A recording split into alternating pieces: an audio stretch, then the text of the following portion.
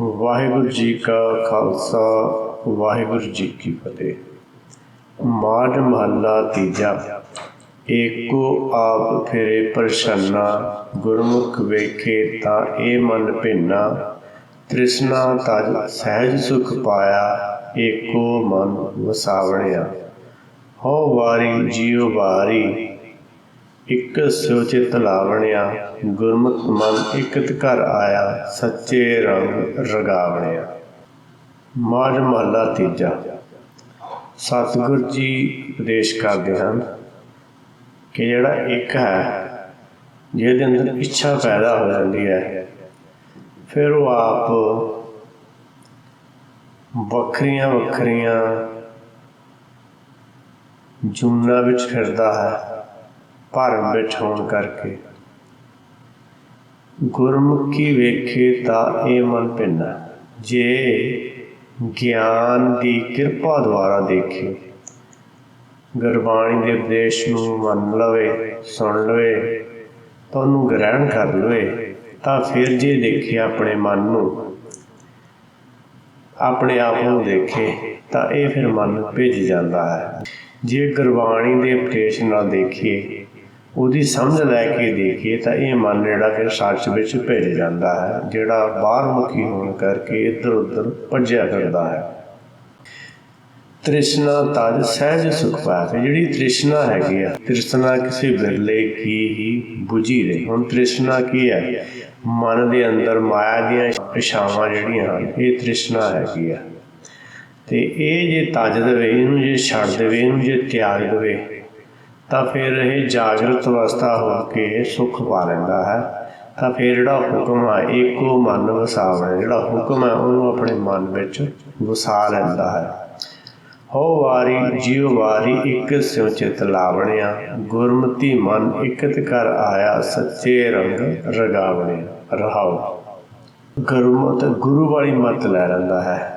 ਗੁਰਬਾਣੀ ਦੇ ਉਪਦੇਸ਼ ਨੂੰ ਸੁਣ ਕੇ, ਮੰਨ ਕੇ, ਉਹ ਜਿਹੜੀ ਮੱਤ ਹੈਗੀ, ਉਹਦੇ ਵਿੱਚ ਜਿਹੜੀ ਅਕਲ ਹੈ, ਜਿਹੜੀ ਬੁੱਧ ਹੈਗੀ ਆ, ਉਹ ਜਿਹੜੀ ਵਿਵੇਕ ਬੁੱਧ ਹੈਗੀ ਆ, ਉਹਨੂੰ ਜਦੋਂ ਲੈ ਲੈਂਦਾ ਹੈਗਾ, ਅਤੇ ਇਹ ਮਨ ਜਿਹੜਾ ਹੈਗਾ ਆਪਣੇ ਨਿੱਜ ਘਰ ਵਿੱਚ ਵਾਸਾ ਕਰ ਲੈਂਦਾ ਹੈ।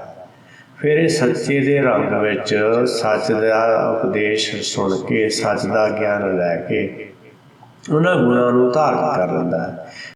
ਜਿਹੜਾ ਗੁਰਬਾਣੀ ਦੇ ਉਪਦੇਸ਼ ਨੂੰ ਸੁਣ ਕੇ, ਮੰਨ ਕੇ, ਇਹ ਮਨ ਜਿਹੜਾ ਆਪਣੇ ਨਿੱਜ ਘਰ ਵਿੱਚ ਆ ਜਾਂਦਾ ਹੈ, ਫਿਰ ਆਪਣੇ ਆਪ ਨੂੰ ਇਹ ਸੱਚੇ ਦੇ ਰੰਗ ਵਿੱਚ ਰੰਗਾਵਣਿਆ ਰੰਗ ਲੈਂਦਾ ਹੈ।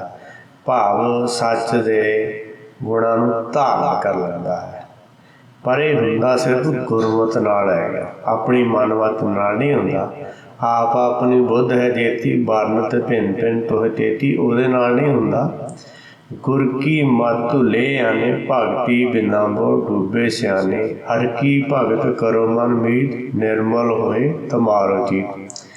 ਹੁਣ ਜਿਹੜੀ ਗੁਰ ਕੀ ਮੱਤ ਹੈ, ਜਿਹੜਾ ਗੁਰਬਾਣੀ ਦਾ ਉਪਦੇਸ਼ ਹੈ, ਉਹਨੂੰ ਲੈਣਾ ਹੈਗਾ, ਅਤੇ ਉਹਦੇ ਨਾਲ ਫਿਰ ਜਿਹੜਾ ਇਹ ਮਨ ਇਹ ਆਪਣੇ ਨਿੱਜ ਘਰ ਵਿੱਚ ਵਾਸਾ ਕਰਦਾ ਹੈ। ਅਤੇ ਹਰ ਦੀ ਭਗਤੀ ਜਿਹੜੀ ਆਪਣੇ ਮੂਲ ਦੀ ਭਗਤੀ ਹੈ, ਉਹ ਕਰਨੀ ਹੈਗੀ ਆ। ਇਹ ਮਿੱਤਰ ਹਰ ਕੀ ਭਗਤ ਕਰੋ ਮਨ ਮੀਤ।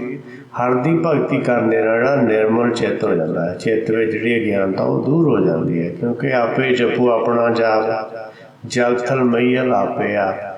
ਹੁਣ ਹਰੇਕ ਜਿਹੜਾ ਜੀਵ ਹੈ, ਉਹਦਾ ਜਿਹੜਾ ਮੂਲ ਹੈਗਾ, ਉਹਦੇ ਅੰਦਰ ਇੱਛਾ ਹੋਣ ਕਰਕੇ, ਉਹ ਭਰਮ ਦੇ ਵਿੱਚ ਹੋਣ ਕਰਕੇ ਵੱਖਰੀਆਂ ਵੱਖਰੀਆਂ ਜੁਨਾਂ ਵਿੱਚ ਘੁੰਮਦਾ ਹੈ। ਪਰ ਜਦੋਂ ਆਪਣੇ ਆਪ ਦਾ ਆਪ ਧਿਆਨ ਧਰਦਾ ਹੈ, ਜਾਂ ਆਪਣੇ ਆਪ ਨੂੰ ਆਪ ਸਮਝਦਾ ਹੈ, ਤਾਂ ਇਹ ਜਿਹੜਾ ਭਰਮ ਦੀ ਆਂਡੇ ਵਿੱਚੋਂ ਬਾਹਰ ਨਿਕਲ ਜਾਂਦਾ ਹੈ। ਰਹਾਉ। ਇਹ ਜਗ ਭੂਲਾ ਤੈਂ ਆਪ ਭੁਲਾਇਆ, ਇੱਕ ਵਿਸਾਰ ਦੂਜੇ ਲੁਭਾਇਆ। ਅਨਦਿਨ ਸਦਾ ਫਿਰੇ ਭ੍ਰਮ ਭੂਲਾ, ਬਿਨ ਨਾਵੈ ਦੁੱਖ ਪਾਵਣਿਆ। ਕਹਿੰਦੇ ਇਹ ਜਿਹੜਾ ਜੱਗ ਹੈਗਾ, ਉਹ ਭੁੱਲਿਆ ਹੋਇਆ ਹੈਗਾ, ਤੈਂ ਆਪ ਭੁਲਾਇਆ। ਹੁਣ ਆਪਣੇ ਅੰਦਰ ਜਿਹੜਾ ਹਰੇਕ ਜੀਵ ਹੈ, ਇਹਦੇ ਅੰਦਰ ਅਗਿਆਨਤਾ ਆਪ ਹੀ ਇਹਨੇ ਪੈਦਾ ਕੀਤੀ ਹੈਗੀ ਹੈ। ਇਹਦੇ ਅੰਦਰ ਮਾਇਆ ਦੀ ਇੱਛਾ ਪੈਦਾ ਹੋਈ ਹੈ, ਅਤੇ ਜਿਹਦੇ ਅੰਦਰ ਇੱਛਾ ਪੈਦਾ ਹੋਈ ਹੈ, ਤਾਂ ਉਹ ਇੱਥੇ ਫਸਿਆ ਹੋਇਆ ਹੈ। ਇੱਕ ਜਿਹੜਾ ਸੱਚ ਨੂੰ ਵਿਸਾਰ ਦਿੱਤਾ, ਇਸ ਕਰਕੇ ਜਿਹੜਾ ਮਾਇਆ ਦੇ ਲੋਭ ਵਿੱਚ ਫਸ ਗਿਆ ਹੈਗਾ। ਹਰ ਵਿਸਰਤ ਤੇਰੇ ਗੁਣ ਲੈ, ਕਿਉਂਕਿ ਆਪਣਾ ਹਰ ਜਿਹੜਾ ਮੂਲ ਹੈਗਾ, ਜਿਹੜਾ ਹੁਕਮ ਹੈ, ਸ਼ਬਦ ਗੁਰੂ ਹੈ, ਉਹਨੂੰ ਵਿਸਾਰ ਕੇ ਦੂਜੇ ਲਵਾਇਆ, ਦੂਜੇ ਮਾਇਆ ਦੇ ਕੰਮ ਇੱਛਾਵਾਂ ਪੈਦਾ ਕਰ ਰਹੀਆਂ, ਉਹਦੇ ਕਰਕੇ ਇਹ ਉਹਨੂੰ ਵਿਸਰਨ ਕਰਕੇ ਲੋਭ ਵਿੱਚ ਫਸ ਗਿਆ। ਇਸ ਕਰਕੇ ਦਿਨ ਰਾਤ ਕਹਿੰਦੇ ਇਹ ਸਦਾ ਭਰਮ ਦੇ ਵਿੱਚ ਭੁੱਲਾ ਫਿਰਦਾ ਹੈਗਾ। ਇਸ ਤਰ੍ਹਾਂ ਸੱਚ ਦੇ ਗਿਆਨ ਤੋਂ ਬਗੈਰ ਦੁੱਖ ਪਾਉਂਦਾ ਹੈ, ਸ਼ਾਂਤ ਰਹਿੰਦਾ ਹੈ। ਜੋ ਰੰਗ ਰਾਤੇ ਕਰਮ ਵਿਧਾਤੇ, ਗੁਰ ਸੇਵਾ ਤੇ ਜੁਗ ਚਾਰੇ ਜਾਤੇ, ਜਿਸ ਨੂੰ ਆਪ ਦੇ ਵਡਿਆਈ ਹਰ ਕੈ ਨਾਮ ਸਮਾਵਣਿਆ। ਕਹਿੰਦੇ ਜਿਹੜੇ ਪਰਮੇਸ਼ਰ ਦੇ ਰੰਗ ਵਿੱਚ, ਜਿਹੜੇ ਸੱਚ ਦੇ ਰੰਗ ਵਿੱਚ ਰਤੇ ਜਾਂਦੇ ਹਨ, ਤੇ ਉਹਨਾਂ ਦੇ ਫਿਰਦਾ ਪਰਮੇਸ਼ਰ ਹੈ, ਬਖਸ਼ਿਸ਼ ਕਰਦਾ ਹੈ। ਤੇ ਗਿਆਨ ਦੀ ਸੇਵਾ ਕਰਨ ਨਾਲ, ਗਿਆਨ ਦਾ ਉਪਦੇਸ਼ ਲੈਣ ਦੇ ਨਾਲ ਉਹਨਾਂ ਨੂੰ ਚਾਰੇ ਯੁੱਗਾਂ ਦੀ ਸਮਝ ਆ ਜਾਂਦੀ ਹੈਗੀ ਹੈ। ਕਹਿੰਦੇ ਜਿਸ ਨੂੰ ਆਪ ਦੇ ਵਡਿਆਈ ਹਰ ਕੈ ਨਾਮ ਵਸਾਵਣੇ, ਜਿਹਨੂੰ ਫਿਰ ਇਹ ਵਡਿਆਈ ਮਿਲਦੀ ਹੈਗੀ ਆ, ਤੇ ਉਹਦੇ ਜਿਹੜਾ ਨਾਮ, ਉਹਦੇ ਜਿਹੜਾ ਸੱਚ ਦਾ ਗਿਆਨ ਹੈਗਾ, ਉਹ ਅੰਦਰ ਵਸ ਜਾਂਦਾ ਹੈ। ਉਹਨੂੰ ਫਿਰ ਚਾਰੇ ਯੁੱਗਾਂ ਦੀ ਸਮਝ ਆ ਜਾਂਦੀ। ਕਹਿੰਦੇ ਗੁਪਤੇ ਬੂਝੇ ਯੁਗ ਚਤਵਾਰੇ, ਘਟ ਘਟ ਵਰਤੇ ਉਦਰ ਮਜਾਰੇ। ਹੁਣ ਜਿਹੜੇ ਚਾਰ ਯੁੱਗ ਹੈਗੇ ਆ, ਚਾਰ ਯੁੱਗ ਜਿਹੜੇ ਹੈਗੇ, ਇਹ ਅੰਦਰ ਜਿਹੜੀ ਆਤਮਾ ਹੈਗੀ ਹੈ ਨਾ, ਉਹਦੀਆਂ ਅਵਸਥਾਵਾਂ ਨੂੰ ਕਿਹਾ ਗਿਆ ਹੈਗਾ। ਉਹ ਜਿਹੜੀਆਂ ਅਵਸਥਾਵਾਂ ਹੈਗੀਆਂ ਉਹਦੇ ਕਰਕੇ ਹੈਗਾ ਇਹ। ਸਤਿਯੁਗ ਸਤ ਕਹੇ ਸਭ ਕੋਈ, ਘਰ ਘਰ ਅੰਦਰ ਗੁਰਮੁਖੀ ਭਗਤੀ ਹੋਈ। ਸਤਿਯੁਗ, ਜੇ ਕਿਸੇ ਦੇ ਅੰਦਰ ਸੱਚ ਦਾ ਗਿਆਨ ਹੈਗਾ ਤੇ ਉਹ ਸੱਚ ਨਾਲ ਜੁੜਿਆ ਰਹਿੰਦਾ ਹੈ ਤਾਂ ਉਹ ਸਤਿਯੁਗ ਵਿੱਚ ਹੈਗਾ। ਪਰ ਜੇ ਕਿਸੇ ਦੇ ਅੰਦਰ ਕਲਪਨਾ ਹੈਗੀ ਹੈ ਤੇ ਉਹ ਕਲਪਨਾ ਵਾਲੇ ਯੁੱਗ ਵਿੱਚ ਰਹਿੰਦਾ ਹੈਗਾ। ਤੇ ਤੀਸਰਾ ਯੁੱਗ ਜਿਹੜਾ ਹੈਗਾ, ਉਹ ਮਾਂ ਦੇ ਗਰਭ ਜਿਵੇਂ ਆਉਣ ਤੋਂ ਪਹਿਲਾਂ ਤੇ ਸਰੀਰ ਛੱਡਣ ਤੋਂ ਬਾਅਦ ਵਾਲੇ ਯੁੱਗ ਨੂੰ ਤ੍ਰੇਤਾ ਕਹਿੰਦੇ ਹੈਗੇ ਆ। ਤੇ ਦੁਆਪਰ ਜਿਹੜਾ ਹੈਗਾ, ਉਹ ਆਪਣਾ ਜਦੋਂ ਇਹ ਜੀਵ ਆਪਣਾ ਸਰੀਰ ਬਣਾਉਂਦਾ ਹੈ ਮਾਂ ਦੇ ਗਰਭ ਵਿੱਚ, ਉਹਨੂੰ ਦੁਆਪਰ ਕਹਿੰਦੇ ਆ। ਇਸ ਤਰ੍ਹਾਂ ਇਹ ਜਿਹੜੇ ਯੁੱਗ ਹੈਗੇ ਆ, ਇਹ ਜਿਹੜੇ ਸਮੇਂ ਹੈਗੇ ਆ, ਇਹ ਸਾਰੇ ਹੀ ਜਿਹੜਾ ਅੰਦਰ ਬੈਠਾ ਹੈਗਾ ਉਹਦੀਆਂ ਅਵਸਥਾਵਾਂ ਦੇ ਨਾਮ ਹਨ, ਨਾ ਕਿ ਫਿਜ਼ੀਕਲ ਬਾਡੀ ਦੇ ਸਮੇਂ ਹੈਗੇ ਆ। ਮਾਇਆ ਮੋਹ ਹਰ ਚੇਤੇ ਨਾਹੀ, ਜਮਪੁਰ ਬੱਧਾ ਦੁੱਖ ਸਹਾਈ। ਅੰਨਾ ਬੋਲਾ ਕਿਛ ਨਦਰ ਨਾ ਆਵੇ, ਮਨਮੁਖ ਪਾਪ ਬਚਾਵਣਿਆ। ਹੁਣ ਮਾਇਆ ਦੇ ਮੋਹ ਵਿੱਚ ਫਸਿਆ ਹੋਣ ਕਰਕੇ ਹਰ ਨੂੰ ਚੇਤਦਾ ਨਹੀਂ ਹੈ, ਹੁਕਮ ਨੂੰ ਸਮਝਦਾ ਨਹੀਂ ਹੈ, ਆਪਣੇ ਮੂਲ ਨੂੰ ਸਮਝਦਾ ਨਹੀਂ ਹੈ। ਜਮਪੁਰ ਬੱਧਾ ਦੁੱਖ ਸਹਾਈ, ਜਮ ਦੀ ਗ੍ਰਿਫਟ ਵਿੱਚ ਫਸਿਆ ਹੋਣ ਕਰਕੇ, ਉਹਦੇ ਭਰਮ ਦੇ ਆਂਡੇ ਵਿੱਚ ਬੰਦ ਹੋਣ ਕਰਕੇ, ਆਪਣੀਆਂ ਇੱਛਾਵਾਂ ਵਿੱਚ ਬੱਧਾ ਹੋਣ ਕਰਕੇ ਦੁੱਖ ਸਹਿਣ ਕਰਦਾ ਹੈ, ਦੁੱਖਾਂ ਦੇ ਵਿੱਚ ਰਹਿੰਦਾ ਹੈ।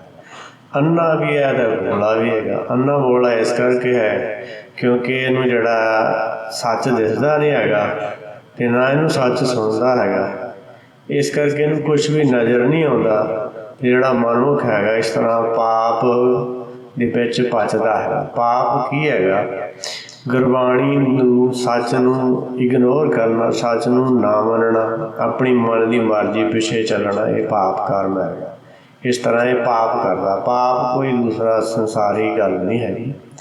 ਗੁਰਮੁਖ ਹੈ, ਜਿਹੜਾ ਮਨਮੁਖ ਹੈਗਾ, ਉਹ ਸੱਚ ਦਾ ਵਿਰੋਧ ਕਰਨ ਨੂੰ ਗੁਰਬਾਣੀ ਪਾਪ ਮੰਨਦੀ ਹੈ ਅਤੇ ਇਸ ਹੁਕਮ ਵਿੱਚ ਚੱਲਣ ਨੂੰ ਗੁਰਬਾਣੀ ਪੁੰਨ ਮੰਨਦੀ ਹੈ। ਅਸਲ ਵਿੱਚ ਉਵੇਂ ਤਾਂ ਗੁਰਬਾਣੀ ਪੁੰਨ ਪਾਪ ਦੋਨਾਂ ਨੂੰ ਨਹੀਂ ਮੰਨਦੀ, ਪਰ ਜਿੰਨਾ ਚਿਰ ਇਹ ਜੀਵ ਦਾਲ ਹੈ ਉਹਨਾਂ ਚਿਰ ਇਹ ਪਾਪ ਪੁੰਨ ਦੋਨੋਂ ਭਾਈ ਦੋਨੋਂ ਮਿਲ ਕੇ ਸ੍ਰਿਸ਼ਟ ਪਾਏ, ਉਹਨਾਂ ਚਿਰ ਦੋਨੇ ਰਹਿੰਦੇ ਹੈਗੇ ਆ। ਇੱਕ ਰੰਗ ਰਾਤੇ ਜੋ ਤੁਧ ਆਪ ਲਿਵ ਲਾਏ, ਭਾਏ ਭਗਤੀ ਤੇਰੇ ਮਨ ਭਾਏ, ਸਤਿਗੁਰ ਸੇਵਨ ਸਦਾ ਸੁਖ ਦਾਤਾ, ਸਭ ਇੱਛਾ ਆਪ ਪੁਜਾਵਣਿਆ।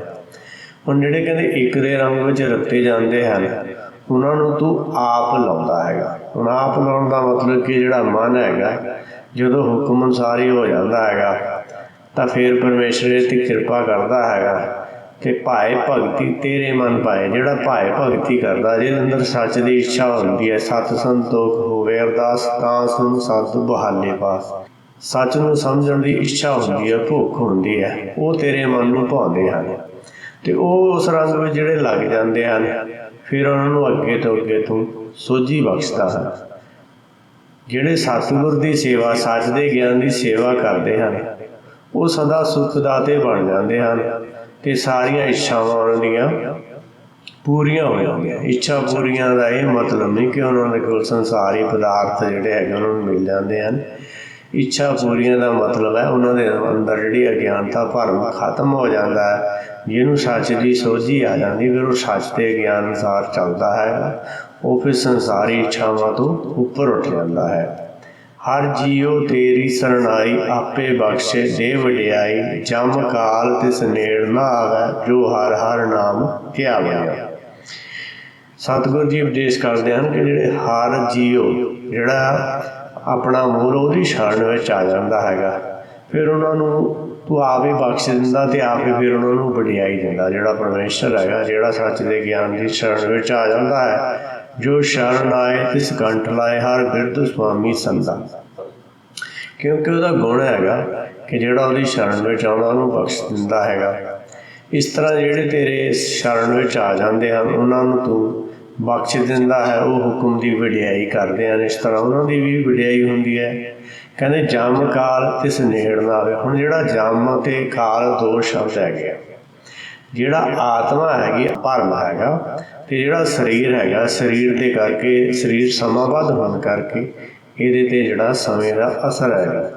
ਹੁਣ ਜੇ ਇਹਨੂੰ ਸੱਚ ਦਾ ਗਿਆਨ ਹੋ ਜਾਂਦਾ, ਫਿਰ ਉਹਦੇ 'ਤੇ ਦੋਏ ਚੀਜ਼ਾਂ ਨਹੀਂ ਕੰਮ ਕਰਦੀਆਂ, ਕਿਉਂਕਿ ਉਹ ਸਰੀਰ ਤੋਂ ਉੱਪਰ ਉੱਠਿਆ ਹੁੰਦਾ ਹੈ, ਅਤੇ ਇਸ ਕਰਕੇ ਕਾਲ ਦਾ ਵੀ ਖਤਰਾ ਨਹੀਂ ਹੈਗਾ। ਅਤੇ ਜਿਹੜਾ ਉਹਨੇ ਹਉਮੈ ਛੱਡੀ ਹੁੰਦੀ ਹੈ, ਅਤੇ ਅੱਗੇ ਉਹਦਾ ਭਰਮ ਦਾ ਵੀ ਉਹਨੇ ਨਾਸ਼ ਕੀਤਾ ਹੁੰਦਾ। ਗੁਰਪ੍ਰਸਾਦ ਭਰਮ ਕਾ ਨਾਸ਼। ਫਿਰ ਉਹਦੇ ਜਿਹੜਾ ਜਮ ਕਾਲ ਹੈਗਾ ਉਹ ਨੇੜੇ ਨਹੀਂ ਆਉਂਦਾ। ਜੋ ਹਰ ਹਰ ਨਾਮ ਧਿਆਵੇ, ਜਿਹੜੇ ਹਰ ਦੇ ਪਰਮੇਸ਼ਰ ਦੇ ਹੁਕਮ ਵਿੱਚ ਧਿਆਨ ਰੱਖਦੇ ਹਨ, ਜਾਂ ਸੱਚ ਦੇ ਗਿਆਨ ਵਿੱਚ, ਜਾਂ ਹੁਕਮ ਅਨੁਸਾਰ ਚੱਲਦੇ ਹਨ, ਉਹਨਾਂ ਦੇ ਜਿਹੜਾ ਜਮ ਕਾਲ ਨੇੜੇ ਨਹੀਂ ਆਉਂਦਾ। ਪਰ ਜਿਹੜੇ ਆਪਣੇ ਮਨ ਦੀ ਮਰਜ਼ੀ ਪਿੱਛੇ ਚੱਲਦੇ ਹਨ, ਉਹਨਾਂ 'ਤੇ ਇਹ ਜਮ ਕਾਲ ਜਿਹੜਾ ਹਾਵੀ ਹੈਗਾ, ਭਰਮ ਜਿਹੜਾ ਉਹਨਾਂ 'ਤੇ ਹਾਵੀ ਹੈਗਾ। ਅਨ ਦਿਨ ਰਾਤੇ ਜੋ ਹਰ ਭਾਏ, ਮੇਰੇ ਪ੍ਰਭ ਮੇਲੇ ਮੇਲ ਮਿਲਾਏ, ਸਦਾ ਸਦਾ ਸੱਚੇ ਤੇਰੀ ਸਰਣਾਈ, ਤੂੰ ਆਪੇ ਸੱਚ ਬੁਝਾਵਿਆ। ਜਿਹੜੇ ਦਿਨ ਰਾਤ ਸੱਚ ਦੇ ਰੰਗ ਵਿੱਚ ਰਤੇ ਰਹਿੰਦੇ ਹਨ, ਸੱਚ ਦੀ ਉਪਦੇਸ਼ ਨੂੰ ਸਮਝਦੇ ਅਤੇ ਸਮਝਾਉਂਦੇ ਰਹਿੰਦੇ ਹਨ, ਉਹ ਹਰ ਨੂੰ ਹੁਕਮ ਨੂੰ ਚੰਗੇ ਲੱਗਦੇ ਹਨ, ਕਿਉਂਕਿ ਪਰਮੇਸ਼ਰ ਦੀ ਬਖਸ਼ਿਸ਼ ਦੇ ਨਾਲ ਉਹ ਮਿਲੇ ਹੁੰਦੇ ਹਨ ਸੱਚ ਦੇ ਨਾਲ, ਅਤੇ ਉਹਨਾਂ ਨੂੰ ਫਿਰ ਆਪਣੇ ਨਾਲ ਗਾ ਕੇ ਸ਼ਬਦ ਗੁਰੂ ਵਿੱਚ ਵੀ ਮਿਲਾ ਲੈਂਦਾ ਹੈਗਾ। ਉਹ ਕਿਉਂਕਿ ਸਦਾ ਸਦਾ ਉਹ ਸੱਚੇ ਦੀ ਸ਼ਰਨ ਵਿੱਚ ਰਹਿੰਦੇ ਹਨ, ਅਤੇ ਤੂੰ ਆਪੇ ਉਹਨਾਂ ਨੂੰ ਸੱਚ ਬੁਝਾ ਦਿੰਦਾ ਹੈ, ਸੱਚ ਸਮਝਾ ਦਿੰਦਾ ਹੈ। ਜਿਨ ਸੱਚ ਜਾਤਾ ਸੇ ਸੱਚ ਸਮਾਣੇ, ਹਰ ਗੁਣ ਗਾਵੈ ਸੱਚ ਵਖਾਣੇ, ਨਾਨਕ ਨਾਮ ਰਤੇ ਬੈਰਾਗੀ, ਨਿਜ ਕਰ ਤਾੜੀ ਲਾਵੈ। ਕਹਿੰਦੇ ਜਿਨ੍ਹਾਂ ਨੇ ਸੱਚ ਨੂੰ ਜਾਣ ਲਿਆ ਹੁੰਦਾ ਉਹ ਸੱਚ ਵਿੱਚ ਸਮਾ ਜਾਂਦੇ ਹਨ, ਫਿਰ ਉਹ ਹਰ ਦੇ ਗੁਣ ਗਾਉਂਦੇ ਹਨ, ਸੱਚ ਦਾ ਵਿਖਿਆਨ ਕਰਦੇ। ਹਰ ਦੇ ਗੁਣ ਗਾਉਂਦੇ ਆ, ਫਿਰ ਸੱਚ ਦਾ ਵਿਖਿਆਨ ਕਰਦੇ ਆ।